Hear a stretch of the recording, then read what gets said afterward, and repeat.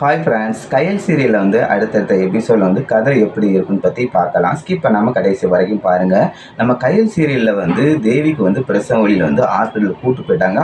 கூட்டல் போகும்போது வந்து மேல்மாடிக்கு போகிறதுக்காண்டு லிஃப்ட்டில் போகிறாங்க. லிஃப்ட்டில் போகும்போது வந்து லிஃப்ட் வந்து கரண்டில் ஆஃப் ஆகிடுதான்னு தெரியல. லிஃப்ட் வந்து கோளாறு காரணமாக வந்து லிஃப்ட் ஆஃப் ஆகிடுது. அதனால் வந்து எல்லாத்தையும் வந்து ஹெல்ப் கேட்குறாங்க. ஆக்சிஜன்லாம் கொண்டு வந்து ஒரு வழியாக வந்து மாட்டி வந்து தேவிக்கு வந்து ஆக்சிஜன் கொடுத்தாச்சு. ஒரு பக்கம் வந்து கையலோட அம்மா வந்து டெட் பாடி ஆன மாதிரி வந்து ஆகிட்டாங்க. ஒரு பக்கம் அவங்க பொண்ணு அப்படி ஆயிடுறதுனால வந்து கண்டிப்பாக வந்து தேவிக்கு வந்து லிஃப்ட்லேயே வச்சு வந்து குழந்தை பிறந்தாலும் பிறக்க வாய்ப்பு இருக்குது. அப்படி தான் கதை போகும்னு நினைக்கிறேன். ஏன்னா வந்து நம்ம கையில் வந்து ஏற்கனவே வந்து நர்ஸு தான் அந்த ஹாஸ்பிட்டலில். அதனால் வந்து நம்ம கையிலுக்கு வந்து குழந்தை பிறக்கிறது எல்லாமே வந்து தெரியும். அதனால் வந்து கண்டிப்பாக வந்து லிஃப்ட்டுக்குள்ளேயே வச்சு வந்து குழந்தை பிறந்துன்னு தான் நினைக்கிறேன். ஆனால் வந்து லிஃப்ட்டை வந்து உடைக்கிறதுக்காண்டி வந்து நம்ம எழில் வந்து போகிறாரு. ஆனால் வந்து அதுக்குள்ளேயே வந்து பிரசவ வலி எடுத்து குழந்தை வந்து பிறந்துரும். அப்படி தான் வந்து கதை போகும்னு நினைக்கிறேன். அடுத்தடுத்த எபிசோடில் வந்து கண்டிப்பாக வந்து விக்னேஷ் வந்து குழந்தைய பார்க்க வர வாய்ப்பு இருக்குது.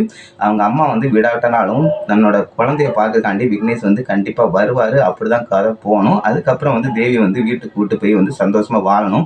அப்படி தான் வந்து எல்லாருமே வந்து எதிர்பார்க்காங்க. அதேமாரி வந்து கையலுக்கும் எழிலுக்கும் வந்து ரொமான்ஸ் சீன் வந்து நிறைய கொடுங்க அப்படின்னு கேட்குறாங்க. அதனால் வந்து கண்டிப்பாக வந்து அடுத்தடுத்த எபிசோடில் வந்து நம்ம கையலுக்கும் குழந்தை விடாத மாரி வந்து கதை வந்தாலும் வரும். இதை பற்றி எங்களுக்கு கீழே கமெண்ட் பண்ணுங்க. லைக் பண்ணுங்க. பாய் ஃப்ரெண்ட்.